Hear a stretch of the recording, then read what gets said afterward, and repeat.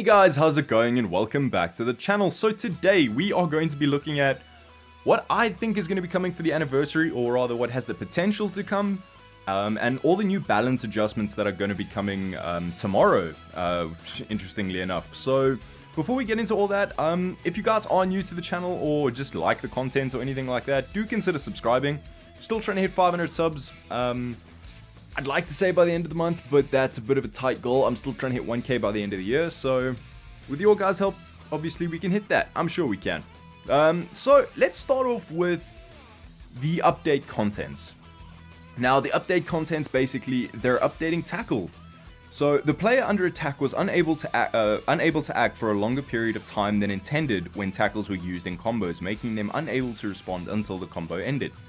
The attacking player could also gain advantage by performing a tackle at the end of a combo.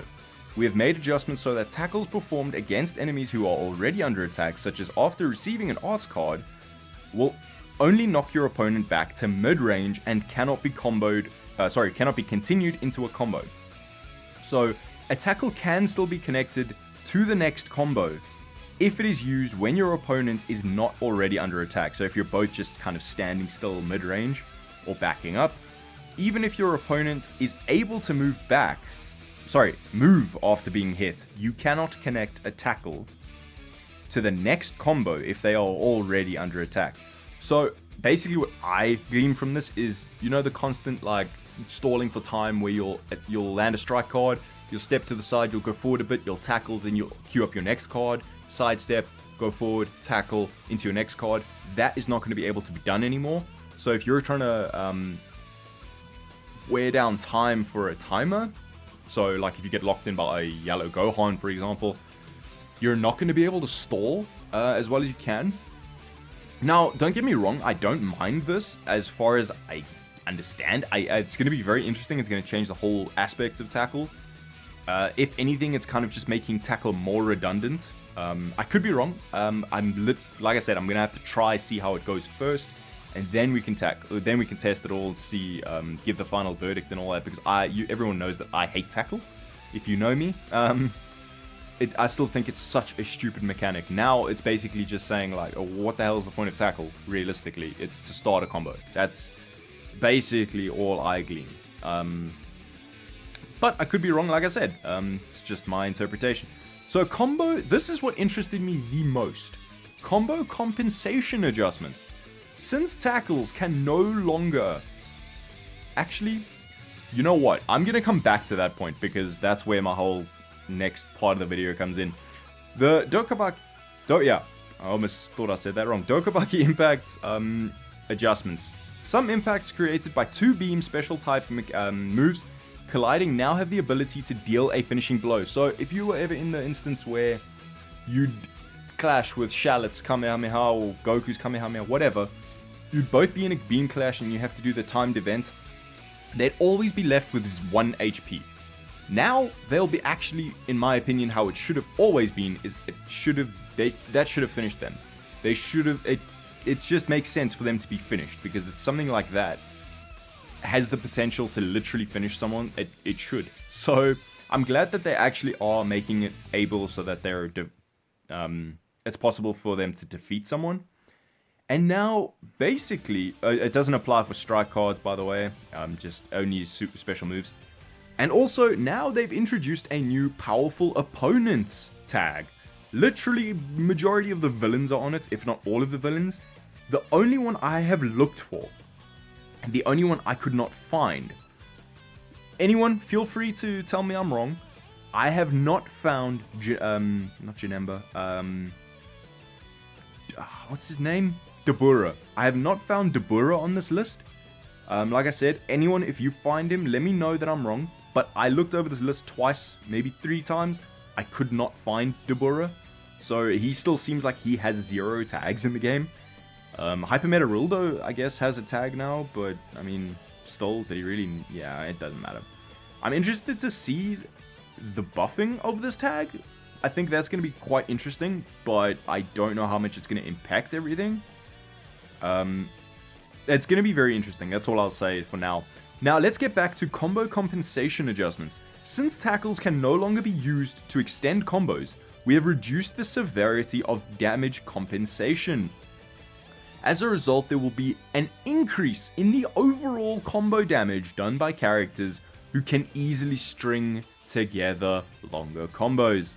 Now, the reason I find that the most interesting is because of this man. Now, everyone, I know I've made so many videos on this guy, but honestly, he's too good a unit for me not to. But don't worry, for all those people who actually don't like when I use him, yes, there are a few of you out there. I don't plan on actually making too many more videos on him. I'll probably only make one more, just to show what he's like after combo compensation has dropped. So basically why I say that's an amazing mechanic for this guy is that, let's just look here. Randomly destroys one... Nope, wait. Nope, wrong one. This one. Is it this one? Yes. Applies the following effects to self every time he's faced with an enemy. So basically every time your opponent switches. If you're facing a Goku and they switch out to a Vegeta or to a Shallot or whatever the case may be, he gets -5 to blast arts cost for 15 counts, and he increases his draw speed by 1 level for 10 counts. Now, why that's amazing is he's going to be drawing, if someone switches on him once, he draws like 3 cards almost instantly. It's quite ridiculously amazing. He's going to be a phenomenal unit, even more so now, because he's not going to have the damage compensation or the combo compensation that he did before, where you'd have literally like you'd have a combo of about 12 cards and you wouldn't be able to finish a unit. He would literally be able to finish anyone now. I once came up against a God Vegeta, the green one. I literally nearly one-comboed him. So if damage combo compensation wasn't a thing then, that would have easily comboed him, and I would have still had cards and key left. So it's going to affect units like him phenomenally well. It's going to make them very, very scary to face in PvP, because once they start a combo, it's going to be very difficult to stop them. So that's what I'm going to say on that fact. It's very, very interesting. I'm very excited for it. Don't get me wrong. I am super excited because everyone, like I said, everyone who knows me knows I love him. Now, let's get on to Shallot. Not that way. Let's move on to Shallot. Basically, let's look at... We've got confirmation that Super Saiyan God Shallot is coming. Now, why that is awesome is because his combo is now... his combo? What? No, his transformation is now permanent. He does not have a timed transformation that he would have had in Super Saiyan 3. And apparently he's going to be a lot more balanced in terms of strike and blast card. So he's basically not going to just shred you with blasts. So every time he uses a strike, he gets a strike card buff. Now I'm assuming that he might become a melee type, except for the fact that I feel that he might turn into a support type. Because, let's be honest, if you had a permanent SSJ3 Shallot transformation, he'd be unstoppable. You just keep him in the field, he'd be the best tank, whatever. Now the fact that he's going Super Saiyan God presents the fact that he might become a support role, in terms of if he becomes more balanced, that means he realistically will not really become a melee unit anymore. But it's still, I mean, I don't really know. Like I said, I don't know. This is all kind of speculation. But if he does turn into a support type, I think that's phenomenal, because God Key do need it. I think that he will help them a lot. But in saying that, there is something that you have to watch out for in terms of how this game handles tags. Now, looking back at this Super Saiyan Vegeta, prior to transformation, he literally only gets Super Saiyan buffs. No, wait, let me show you. He gets Super Saiyan buffs and Vegeta family. Okay, it's mainly Super Saiyan that he gets prior to transformation. Once he transforms and leaves the field, he no longer gets Super Saiyan buffs. So if you run him alongside a Bardock to start the match, he'll benefit from those buffs. But as soon as you transform and leave the field with him when he's transformed, he's no longer considered Super Saiyan, and he will not get the buffs from Bardock anymore. And so that is where, after transformation, he gets the God Key tag. So from there, you can run him. Basically, if you take all these characters out, he'll get the buffs from Super Saiyan team in the beginning. As soon as he transforms, like I said, he loses them. If you run him on a God Key team, all these slots are filled with God Key, he will not get any of those God Key buffs until he transforms. Then he will receive the buffs. So until he transforms, he's quite useless. I feel Shallot is going to be the same, except for the fact that this Vegeta's transformation is a lot longer. It takes a lot longer to happen. It takes 30 counts, which is a very long time. Like a super long time. And Shallot's is literally 10 counts. So it's not gonna be detrimental for him whatsoever, in my opinion. Right, put him on a team, he's gonna get the team buff. The question is, will he buff his Z ability? He buffs Super Saiyan, normal Saiyan base health. The question I have is, will he buff God Key now after he transforms in terms of the health? That's an interesting little, like, Super Saiyan and God Key. That'd be a pretty interesting little play if they do decide to adjust his Z ability, but do I see it happening? Yes, it's a very likely possibility, because I just feel it is. He's got a lot of potential, and he's a free unit, and they're gonna want to pump up some hype for his kind of existence, I guess. They're gonna want to make him hype, and I think that's a very good way to do it, is to give him extra tag, to give him extra tag to his Z ability, make his role completely different for different transformations like they already have.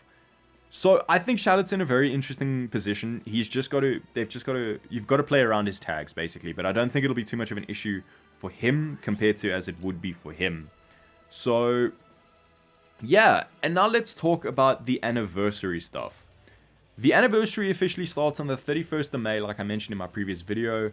What do I see coming? I personally see that it could be... Okay, let me put it this way. I did not expect a UI Goku. I didn't think UI Goku would be coming in any form for the second year anniversary. But then they dropped Kefla. And I was like, okay, it's kind of opening the floodgates. But they still don't have a team. There's no Universe 7. There's no Tournament of Power. Nothing like that. But they did drop a Kefla. And Kefla literally fought UI Goku. Now, there's a whole thing of UI Goku and Kefla being released in Dokkan and in Fighters, so there's very much... It's making me consider, if not kind of convince me, that UI Goku is coming for the second year anniversary. Am I excited for it? Yes, I'm quite excited for it, don't get me wrong. Did I expect it? No. Not until recently, no. I thought they would kind of ease him into it, because I thought he was a lot more hype. I thought he could be more than hype for a 3-year anniversary. But I think, like I said in the previous video, is that this is kind of make or break for them. So I think they're trying to make as much hype for one of the sickest and most hyped transformations in the franchise.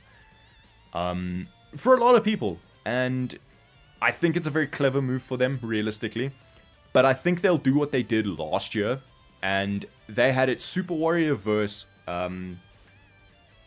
crap, what was it? God. It was Super Saiyan... I can't actually remember what it was. Forgive me. I actually should be able to find it in my title, but it's honestly, it's a bit more effort than it's worth. So basically they had Super Warrior versus, I'm going to call it Fusion Warrior. This year they could possibly have God Key versus Fusion Warrior, for example. I think it's pretty cool. Goku would more than likely buff Saiyans because, like I said, there's no Tournament of Power or anything like that. There's a huge possibility for a unit like him. Is he hyped for it? Of course he is. He will... I think UI Goku will come close to making Legends a top-grossing game, if not top-grossing. But we'll see, because Dokkan constantly gets top-grossing with stuff like this. But I mean, it's Dokkan, they're completely different games. And UI Goku versus... I think they could do where, basically, they had the Namek Saga, not Namek Saga, Frieza Saga versus the Saiyan Saga, yeah, Saiyan Saga, on the, a couple of months ago? with the dual LF banners, and I think that's probably what's going to happen this year. So they're going to have possibly a Vegeta Blue or a Spirit Sword Trunks LF on one banner, and then like Machinimasound and everyone like that on that banner, and then on the second banner they would have UI Goku and other kind of characters like that. It's kind of a tricky area in terms of we don't know what they're going to do. It's definitely going to be two banners. Are they going to have two LFs? I don't know. Is it a likelihood? Yes. Especially with... I don't know. I'm just kind of rambling here, but do I feel that it's a likelihood that we will get Vegeta Blue and UI Goku? Yes. Yes, I do. Because then if they're going to keep to last year's theme of Super Saiyan, Super Warrior versus Fusion Warrior, yes, I do feel that they can do this. And will it be a good idea? Yes. If they bring in hype for Super Vegeta Blue, Vegeta Blue and UI Goku, this is going to be one of the best anniversaries for them. This will obviously only be like an Omen Goku, a UI Omen, but it doesn't matter, because then it just means a mastered Ultra Instinct Goku is going to come out later down the line. And everyone's going to go broke then. So... that is about 2 cents for the anniversary. I feel it's going to be a very, very interesting time, and I'm super stoked for it. Like I said, literally 2 weeks left, and I'm just freaking stoked. So let me know how you guys are feeling. I'm going to have about 11k crystals come the time of the anniversary because of the season rewards and Ultra Space Time Rush. So at least there's some kind of rewards, I guess. If you've been saving, you're in a good spot for the anniversary. I still don't feel like my amount's good enough, but like I said, last year they were very, very nice with the amount of crystals they gave out. So this year, I think we're in a good spot. I'm very, very excited for it. And yeah, that's basically all my ideas. If there's anything I mentioned, by the way, this is a very long video. I had a lot of stuff to discuss, and if I did forget anything, I do apologize. I'm human. I forget things. I make mistakes. So, guys, this is a very long video, but I hope you don't mind me just talking, sitting through, hearing my thoughts. Engage with me down in the comments. Let me know what you guys think. Are you excited? What do you think's coming? What do you want to see coming? And what do you not want to see happen? Let me know what you guys think of the balance adjustments to tackle. I will obviously bring a video of the new gameplay system tomorrow as soon as it comes out, because I feel it's gonna take a lot of getting used to, but I want to test how it feels and show you guys how it is and everything to that nature. So guys, yeah, that's where I'm gonna leave it. I hope you guys did enjoy it. If you did enjoy this kind of video with me just giving my thoughts, leave a like if you think I'm on the right track with Vegeta Blue and UI Goku. Let me know down in the comments as well. But yeah, that's where I'm going to leave it, guys. Like I said, I hope you did enjoy it. If you did, I'm going to get out of here. Just leave a like. Don't forget to subscribe. And I will see you all in the next one. Oh, and Kefla is going to be absolutely even more busted. So, yay!